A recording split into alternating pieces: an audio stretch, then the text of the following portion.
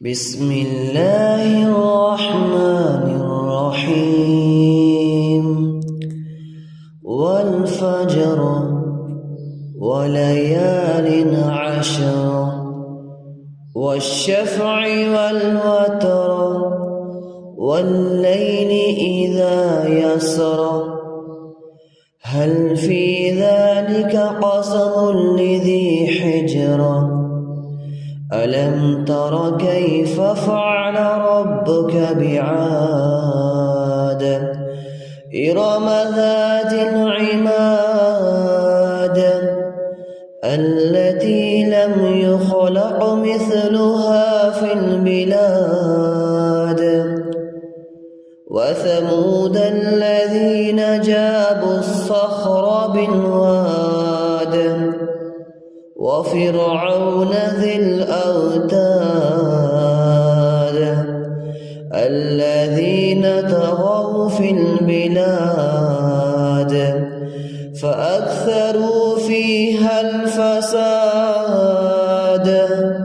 فاصطب عليهم ربك صوت عذاب إن ربك لبالمرصاد فأما الإنسان إذا ما ابتلاه ربه فأكرمه ونعمه فيقول ربي أكرمن وأما إذا ما ابتلاه فقدر عليه رزقه فيقول ربي أهانن كلا بل لا تكرمون اليتيم ولا تحاضون على طعام المسكين وتأكلون التراث أكلا لما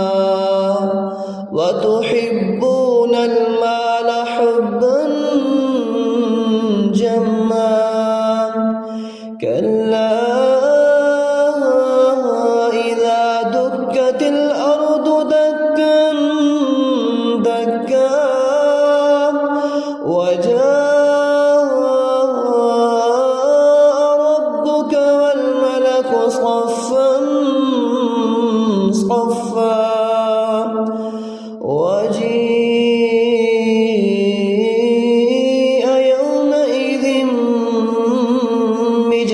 بجهنم يومئذ يتذكر الإنسان وأنى له الذكرى يقول يا ليتني قدمت لحياتي فيومئذ لا يعذب عذابه أحد ولا يوثق وثاقه أحد يا أيتها النفس المطمئنة ارجعي